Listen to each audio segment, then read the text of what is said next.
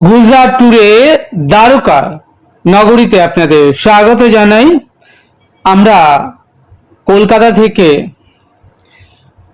15ই দিয়েছিলাম দ্বারকার উদ্দেশ্যে এবং 17 এপ্রিল আমরা দ্বারকা এসে পৌঁছাই।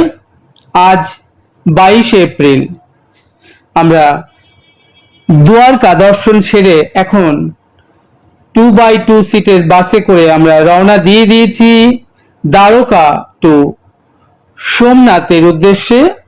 দ্বাদশ জ্যোতির্লিঙ্গের অন্যতম দুটি জ্যোতির্লিঙ্গ গুজরাটে পড়েছে, একটা নাগেশ্বর মহাদেব আমরা দ্বারকায় দর্শন করেছি সাইট সিনে গিয়ে।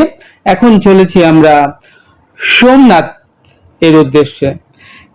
দ্বারকা থেকে সোমনাথ বাসে সময় লাগবে 6.5 ঘন্টার মতো, ভাড়া পড়বে দুজনার 500 টাকা।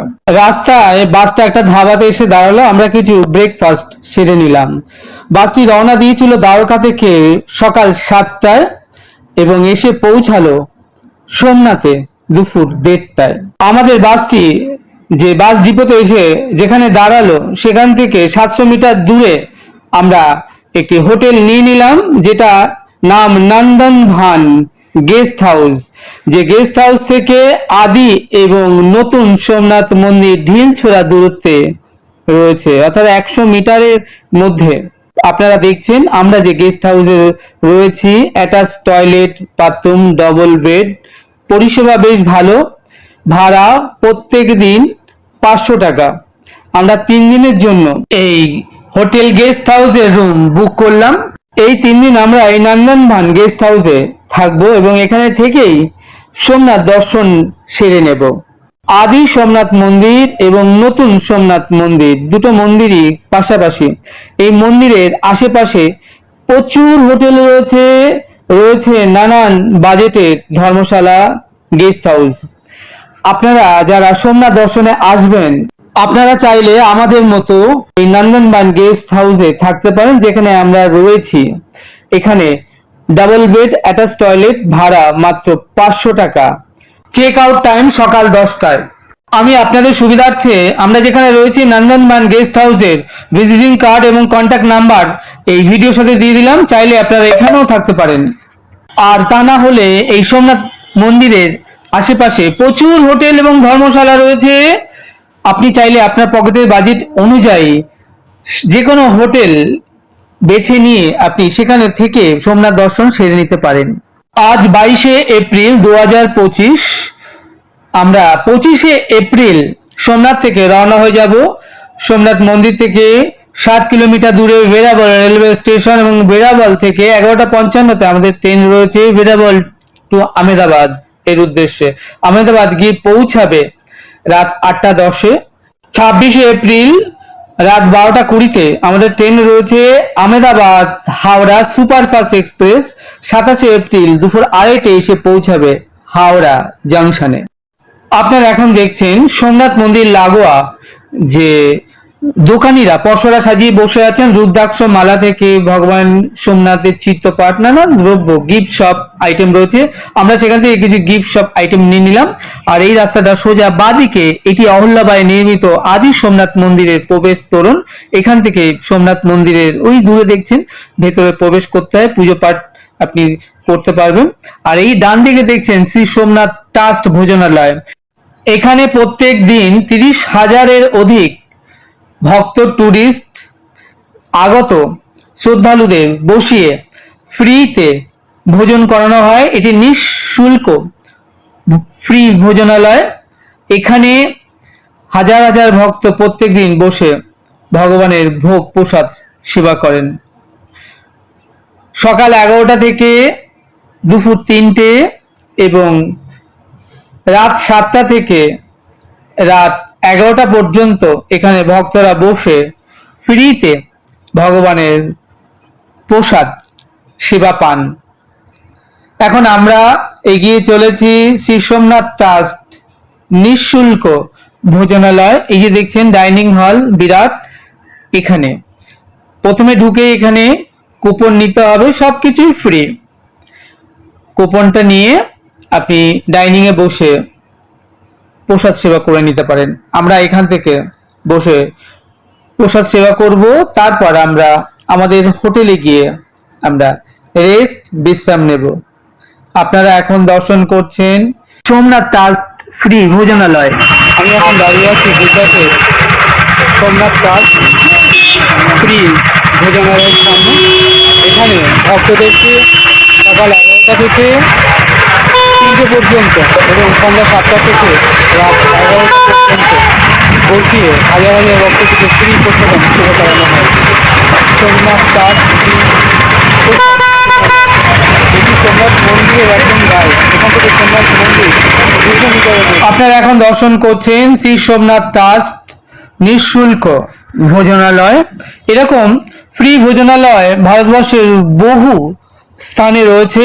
তার মধ্যে অন্যতম শ্রীধাম বৃন্দাবনে শ্রীজিকা রসোই ইস্কন টেম্পেল, অনুরুদ্ধজি মহারাজের যে আশ্রম, সেখানে সুদামা কুটির, এরকম অজস্র রয়েছে। তাছাড়া রয়েছে তিরুপতি বালাজি পাহাড়ের উপরে এবং নিচে, রয়েছে মাদুরাইতে, কন্যাকুমারীতে, রয়েছে শ্রীধাম নবদ্বীপ মায়াপুরে।